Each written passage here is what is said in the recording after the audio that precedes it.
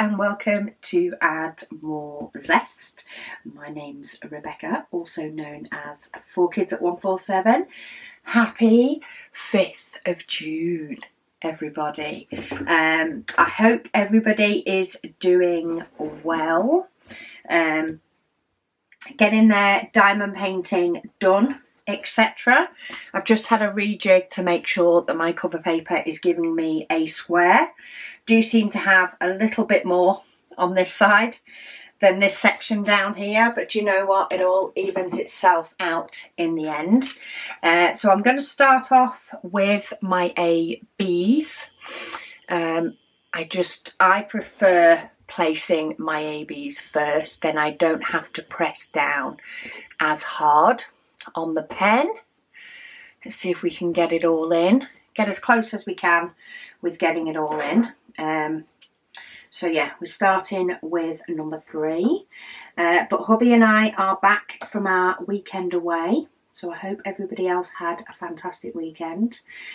Before I went away, I did actually get to film yesterday's, Tuesdays, and I'm so glad that I did, because while, you know, we have of course been back, hubby had Monday off.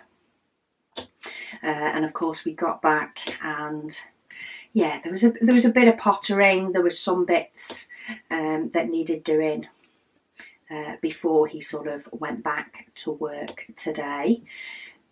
I'm filming this on a Wednesday, so no, I'm filming this on Tuesday. My days of the week have already gone pear-shaped just from taking Monday off.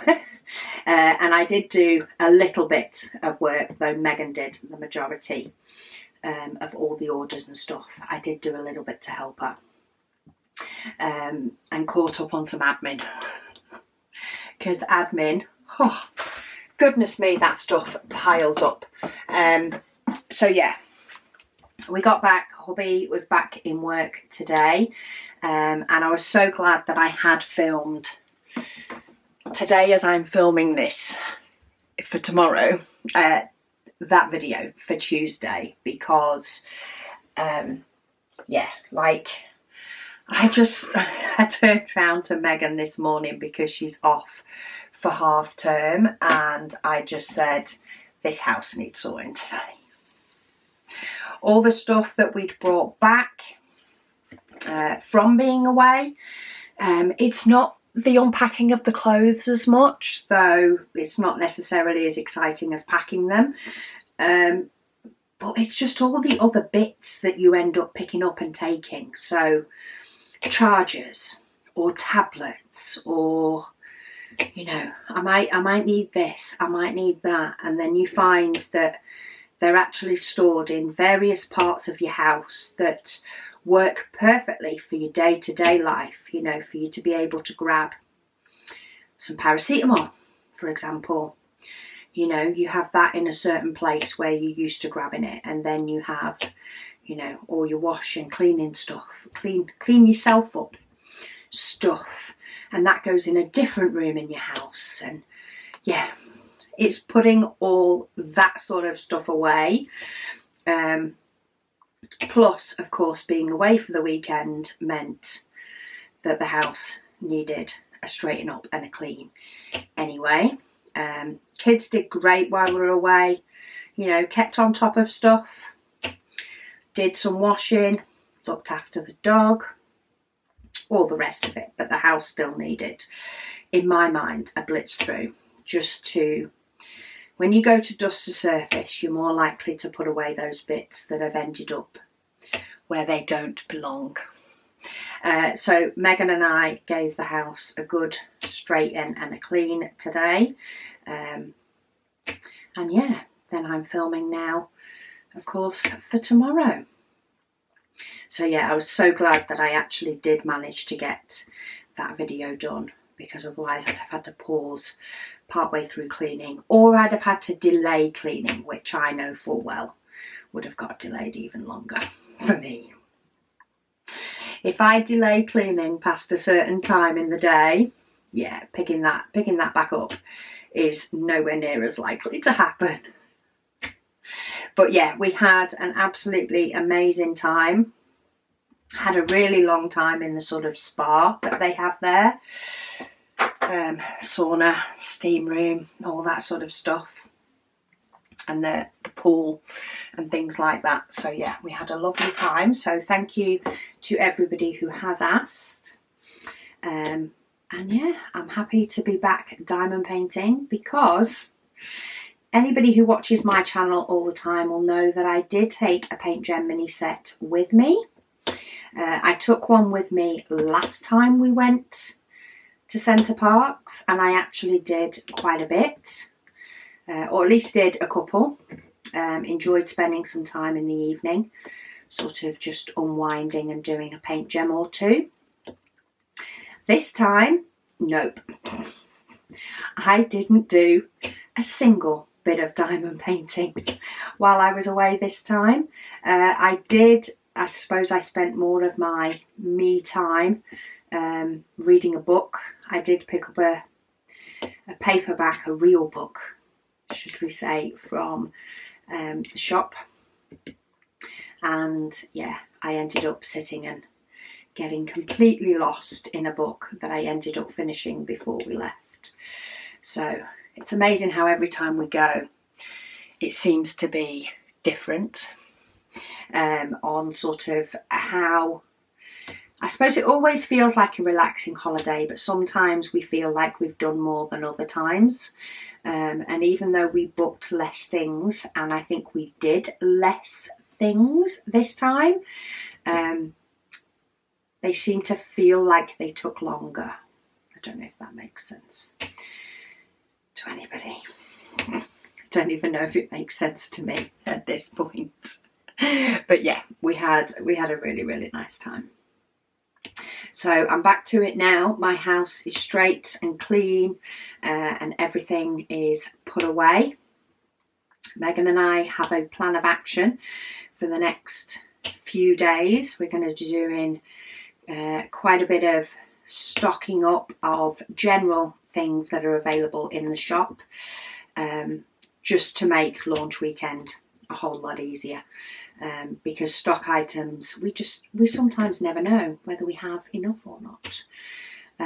Another heads up for anybody else that adores the Paint Gem mini sets like I do, there is a new 4th of July set out. So I have ordered that alongside the music edition. I was just waiting to sort of hit the free shipping bracket. So I decided to try and be patient and order them both together. I have been keeping an eye to check that music wasn't going out of stock, but yeah, I've managed to pick both of those up, and we will be sorting out the stickers and cover to go in the shop. Megan's on half term, so we'll be doing that as soon as we can, because that's her department. And yeah, I think they're all the major updates. Oh, we did end up going to Ikea yesterday. We went to pick hubby up a chair for his computer desk. He's been using a dining table chair, and it's not the best or the comfiest for his back. So we went to pick him up a big boy chair, should we call it, and I managed to come out with a Rasgob cart for holding all my quilting bits and bobs, and I think I've got quite a few fabrics now that are going to work for what I want to do. So I will be spending the odd bit of time quilting, maybe, over the next few weeks. Hopefully still mixed in with some extra diamond painting, but depending on when I film my whip and waffles, if I'm filming my whip and waffles in an evening, I don't always get extra diamond painting in, so we shall see how it goes. But I'm going to try and fit in an hour or two of quilting with Caris this weekend. See if we can start making something that might actually get to a quilt rather than messing, which is what we've been doing recently. It's just a bit more messing. Oh, new colour. So I've just pulled out my tray for number 8. This is actually from July of 2022. This is actually the green colour that is in our stripe tray that launches on Friday. It's actually the green that's in that. And it pops really, really well against the blue. But I need colour 3, 3, 4. And they can actually all go in. So there mustn't be too many of those getting used. I've got a hitchhiker, but that can stay there for now. So yeah, thank you all so much for your comments, questions, etc. already on the June Waffle posts. I do really, really appreciate them, and I can't tell you what day I'm going to be getting to the June Waffle comments, because I do still have quite a few to go through from Whip and Waffles before the June Waffle started. But rest assured, I will be getting to all comments.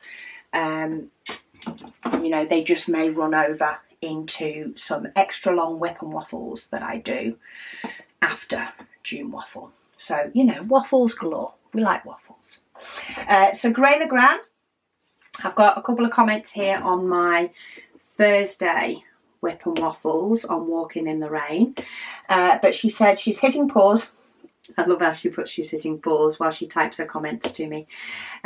She says, regarding the 3D printing, she says, do you change the filament in the middle of printing a tray? So the likes of to get the stripe effect that we have. She says, if so, is it a seamless transition?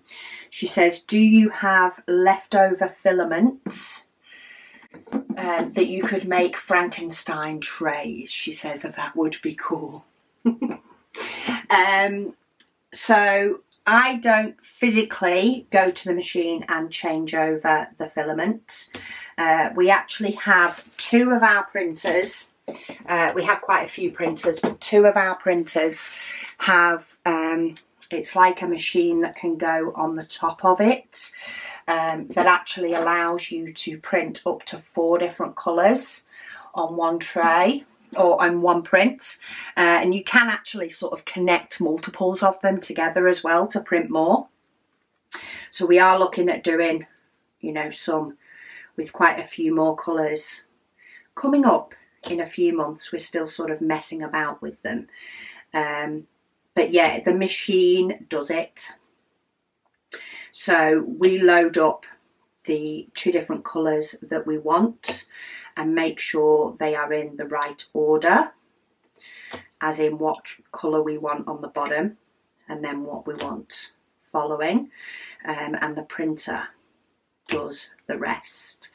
It actually ensures that it maintains the temperature that it needs to be able to just move from one to another, just like it would do if it was printing it all in the same colour. It works its magic. And I actually set off to print quite a few at a time. I print like 4 or 5 at a time, because then I can just let the printer do its thing and do its work. It can have its working day without making me get up and down like a yo-yo. Having said that, in relation to filament, do we have lots of leftover bits of filament? So in relation to the coloured trays for each month, we don't. We tend to print through all the filament that we have, and then we, you know, sort of the last bits as such, if we do have last bits, we make sure that we get as much as we can out of it with the likes of the trash trays as well as the full-size trays.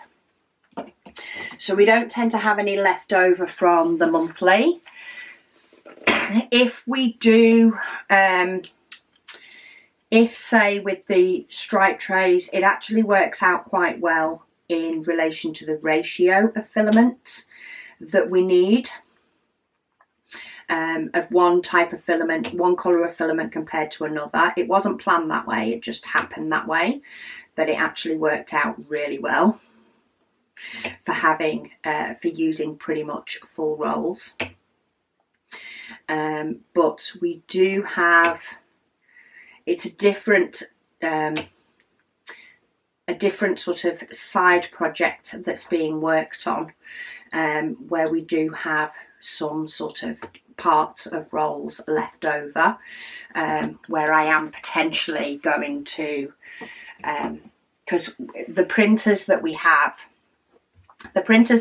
now, we've upgraded to, and they're really flipping smart most of the time. They're very, very clever, and they're very good at changing from one roll of filament to another. So for example, stock colours, if I wanted to go through a few rolls of stock colours, I could just let the roll completely go until it's all gone, and the printer will then tell me to load some more, and it will just continue where it had left off. But I do have some offcuts from a future project / some previous ones before we got very ergonomic with our filament. So yeah, I may be seeing if I can get full size trays out of them, and if I can't, I may be seeing if I can do some sort of piecing with them that may give it a little bit of a different effect. But that's quite a way down the line, because at the minute my printers, quite frankly, are just too busy for me to mess about with things. They're too busy working, especially when I take a weekend off, and end up with a couple of days where the printers aren't up to full potential. But yeah, the stripe trays are pretty cool. I am going to be looking at a few different, I do want to mess about with a few potential different sort of designs of how the stripes and the layers are done. The only thing, like, I can do potentially, it can do multicolour, a bit like it's done this, and I can tell it to do potentially a zigzag or something in the side of it. However, that then uses a lot more filament, because it prints it in layers. It would have to change the colour multiple times throughout the layer. Plus, with it being a tray and the bottom of the tray, I want the bottom of the tray to be the smoothest it can, which is why actually changing between these stripe layers and the base layer is actually one of the good places to change, because it makes sure that the bottom of the tray is still as smooth as possible, which gives a much better finish to the trays themselves. So yeah. Bazing Girl Crafts, she says, hi Miss Rebecca and everyone. So she has a question. She says, when you are done with a puzzle, so we're currently doing a Lego heads puzzle that seems to be living on our dining room table at the moment, that we really, really need to get finished. But she says, do you glue it so that you can hang it on the wall, or in a frame, or do you disassemble it and put it back into the box? We actually disassemble it and put it back into the box. If I have any wall space that is not housing some sort of unique art, whether it be my unique art or unique art that we have picked up on trips away, because we do have a few things by artists from various places that we've been, images that we absolutely love. So yeah, if it's not diamond art or unique art from a local artist from a trip, then we just don't have the wall space. I would love to have more wall space to have more varied things up, but no, puzzles do go back into their box. I do actually, as we're taking it apart, after we've completed it, I do actually put all the edge pieces in a bag. I am that person, because I find that can be the most boring part of beginning a puzzle, is finding all the edges. So we rebag those up, and we have a cupboard that has games and puzzles and stuff in. And yeah, it just may end up coming out another year or two down the line, and we'll do it again. Or it may end up getting passed on if we've ended up picking up too many in the meantime. But yeah, we don't always have them on the go, but every now and then, every few months, we like to break open a puzzle. Normally we do the likes of Wasgage puzzles. Absolutely love those things. So yeah, quite often we do those. Mysterious days. She says generally, they prefer to have larger dogs, and they aren't as yippy as small dogs, which I do get. We went for a medium-sized dog, so that well, firstly we needed a hypoallergenic dog because there's enough allergies going around, and even though Luna doesn't trigger extreme reactions, there are a couple of the kids that do actually react to her if they spend a bit too much time in close proximity to her. But yeah, larger dogs are nowhere near as yippy. However, when we have 6 people in the house already, larger dogs also take the space of a human. So we went for the in-between. Not quite a dog that we could stand on, but also not too big that we feel as though, you know, we have 7 people in the house. She also says, but there's been 2 exceptions, she says, with that preference. She says Georgia and Honey. Georgia was a Jack Russell Terrier and Pomeranian mix, which meant he ran like the Energizer Bunny 24/7. Love hearing things like this. Amazing how they're all just that little bit different. I mean, I know there can be things that are the same across certain breeds, but there are definitely things that are different to individual dogs. Said no matter how many holes they covered, he still got out to the point the neighbours knew he was our dog, and he'd come back. We'd call him Houdini. Also, he could jump halfway up a 6-foot tall door on a single jump. She said he barked to bark. He barked at air, he barked when he was bored, he barked when he saw a squirrel, and they got used to his yips. I don't think I'd mind so much if Luna yipped, but her barks, oh my goodness me, they're so loud. So loud. She said their yellow lab, Buddy, loved him and could jump the fence when he wanted to. She said then there's Honey. Long story short, they said they ended up finding her in Target. It's a store that sells clothes, food, toys, etc. Yes, I do know Target, partly from, you know, people I've watched on YouTube or Instagram, but also they do have Target in Australia. So I have been in the Australian Target, which is sort of similar. If it may be the same company, but said found her abandoned in a bag. Ooh.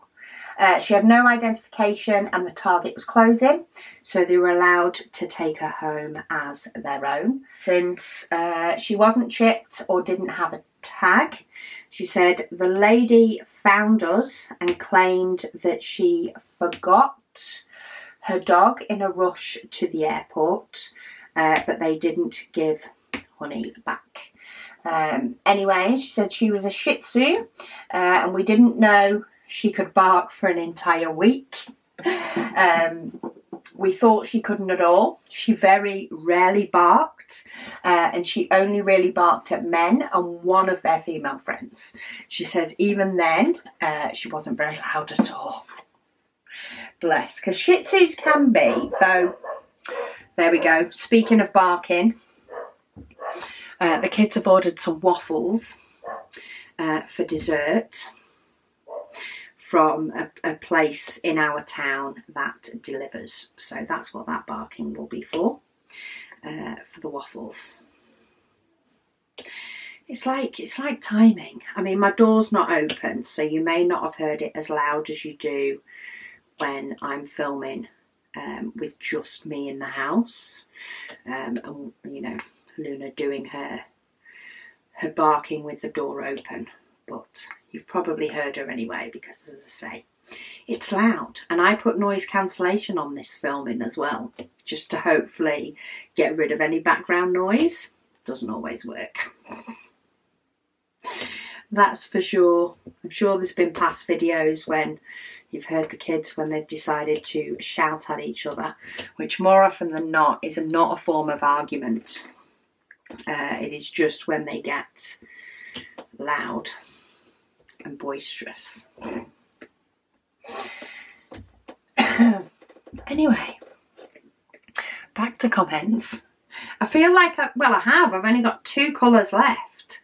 I forget how quick doing some of these sections can be, and how I need to stop waffling on at the beginning so that I can actually, get to some comments that have been left in the June waffle. I've just had my tea as well. Crafty Erin, she says thank you for being here. She says when she needed some company while she diamond paints. She says, and at other times, she says when she is in bed for the night and winding down. Well, thank you so much for being here, Erin. I absolutely love doing my whip and waffles. And I love that so many people get to join in and watch and get some company and listen while they're doing whatever else it is that they're doing. As long as you're getting a bit of me time in the day, even if it's not the full length of the video. So make sure you're getting some, because it's needed. Marsha Braswell, she says feedback, she says about the dog walking, dancing washing machine. She said, so we have been talking about washing machines that like to go for a walk when they are on a spin. We've been talking about this in the Walking in the Rain Whip and Waffle, because comments can go anywhere they feel like, and I absolutely love it. She says their home is built up off the ground, so it has a crawl space underneath. She says the subfloor is plywood over the joists. I feel like I might need to shake my tray, get my diamonds lining up again. She says the laundry room addition is only 2 years old. She says, and even though the piers are concrete, the floor is still bouncy underneath, because it is, of course, raised, which I will say, I mean, there may be some houses built like that in the UK, but they will be minimal. She says, so it's still bouncy underneath the heavy washer and dryer. She has used the levelling feet that came with the machine. However, she says when the spin cycle starts, it doesn't stay level. So Melissa, I remember this, Melissa did comment giving some things that may help the washing machine to not move, because she is one of those people, which I must admit I can be very much the same. It's like if something's happening that somebody doesn't like, it's like, oh, what's a fix?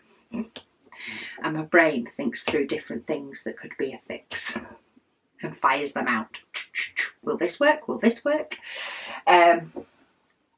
So she said it sounds like a jet taking off and it dances across the floor space. She says if they tried strapping it to the wall, then the motion of it would pull off the sheetrock.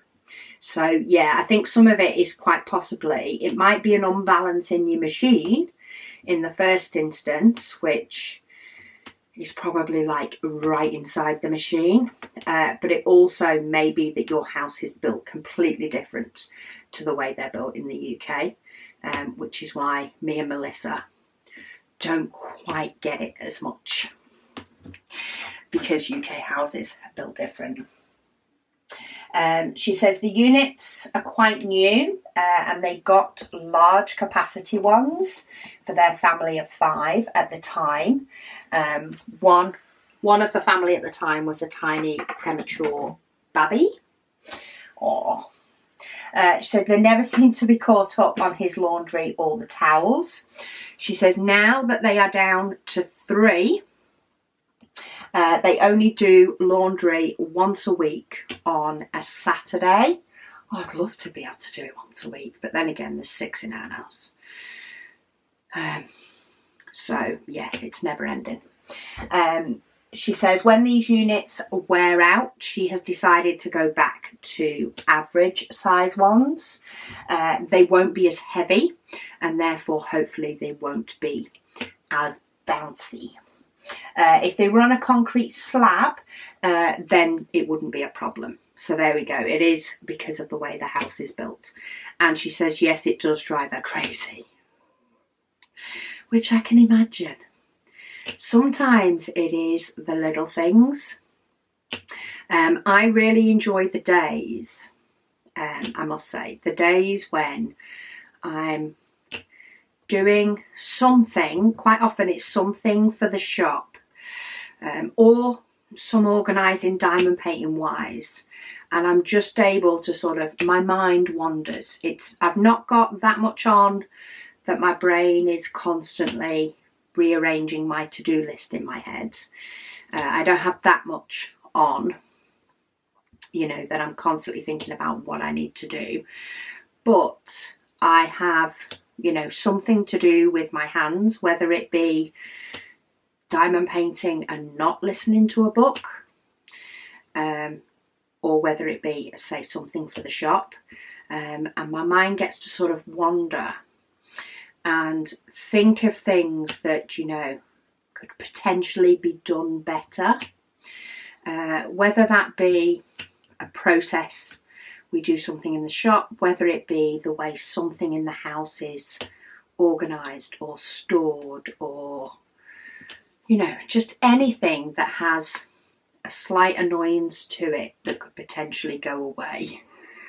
And I love it when I get to put plans for things like that into action. I love getting rid of little annoyances. I'm trying to think of something that may have been done recently, and I can't think of one off the top of my head. Yeah, of like some little annoyance that I've just done one little change. I will say something did sort of really help me this weekend at Centre Parks. So when we go to Centre Parks, we like to do the sort of, you can pay for like 3 hours in the spa. Now any treatments you want or anything are extra. It has various steam rooms, saunas, little foot spas, an indoor pool and an outdoor pool, and loads of lounges. Like you could have a proper party in there and have space for everybody to sit. So loads of places to sit and relax. And I spent a bit of the time while hubby went into the steam rooms and saunas, which he loves. Just sat by the pool reading my book because the weather was so nice. But they also have what they call the discovery room in there, which is where basically you can go along and they do like a little mini facial skincare routine, and they're promoting the products that they do, that they sell, and there's a few different brands that they sell, you know, and then you've got the option to go buy them if you want to, and whatever else. But it was in one of those, because I like to go to one of those while hubby does some of the steam room things. It just makes my face feel nice. And the woman said, all she said was just a small thing, how the cleanser, when you put it on, you should leave it just a couple of minutes to work its magic before you wash it off. And she just said how she liked to put her cleanser on before she brush her teeth and then wash it off. And for some reason, that just went ding, ding, ding in my head. And all of a sudden, doing my cleanser and brushing my teeth became one job instead of two.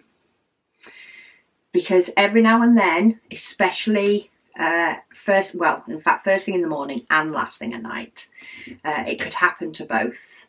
And if I was going to ditch one, I ditched cleansing my face and was just like, nah, not got time for this. Haven't got the energy level for this, and it would just get skipped. But actually putting the cleanser on and then brushing my teeth and then washing it off afterwards, I say, just became one task instead of two. And my mind just went, oh, that works. That works so well. And yeah, I'm often thinking of little things to fix things like that. I mean, in this instance, somebody else fixed it for me. But sometimes I do just love running my mind through different things, random different things, and yeah, potentially trying to find a solution for something that's annoying. So yeah, maybe you should try that yourself if you have something that annoys you, whether it just be the way something's stored or the fact that, I don't know, yeah, when you go to do something, yeah, like for example, what's another thing that I did?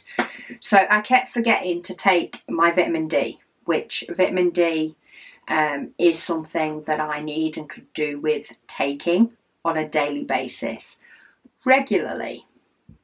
And it never seemed to work as well for me. I would always temporarily forget. But I found now when I get out my other inhaler that I have to take in the morning, which is next to my coffee machine, and I'm perfectly fine taking my inhaler first thing in the morning, but I do not want to be swallowing a tablet first thing in the morning. No, not happening when I first wake up pre-coffee. It's not happening. But I found that I can help myself by one, recognising that it's not happening first thing in the morning, so that's not an option. Find another time. So I actually keep it with the inhaler I need to take in the morning, and when I take out my inhaler and take it, I take out my vitamin D and sit it on the top of my coffee machine. And it is not allowed to get tucked away with my inhaler until I've taken it. So sometimes I will take it the next time I go and make myself a brew. Sometimes it might be the coffee after that. But it doesn't matter because it's getting taken in the day. And yeah, I love finding little cheats and fixes for that.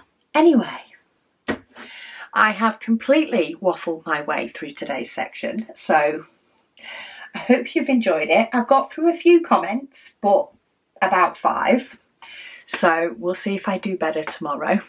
See how the day goes. But just in case you are wondering, this is a pen. This was actually from Melissa. So thank you so much, Melissa. But this is a Stabilo pen, which is a writing pen you can pick up. But it actually has a diamond painting pen tip in it. So Melissa did this for me and sent me the pen, and it just has the pink pen in here. It's actually like stuck in with a bit of a bit of adhesive just to make it a little bit fatter, to make it stick. And then I actually switched out the plastic tip, the standard tip that she sent it with. I actually found I could switch it out for one of the metal ones, and it just screws in. And basically you just have to cut the plastic pen down to the right size, and it doesn't move. And it's perfect. So if you like to have a pen that's a bit more ergonomic and has a cap, which keeps the glue dot great, then that might be a good idea for you. Adapt a writing pen that you like. Anyway, that is that one for today. That is that for today. And yeah, thank you all so much for listening to what has been probably an extremely weird waffle today. Question is, do we count that as number 6 or do we count this as number 6? Because it could be either 6 or 9. And I'm trying to think if one of these, I think that one's 9. Looking at the angle of some of those, I think that one's 9. But it could very well be 6. Anyway, do you know what? We're going to do this one tomorrow because that gives us a bigger section. Don't forget, when we do this bottom row, we have a little bit more. So we will do this as number 6 tomorrow, and we get to waffle a bit more, and maybe I'll actually get through some of your guys' comments. But anyway, thank you all so much for joining me for today, and I will speak to you all again tomorrow.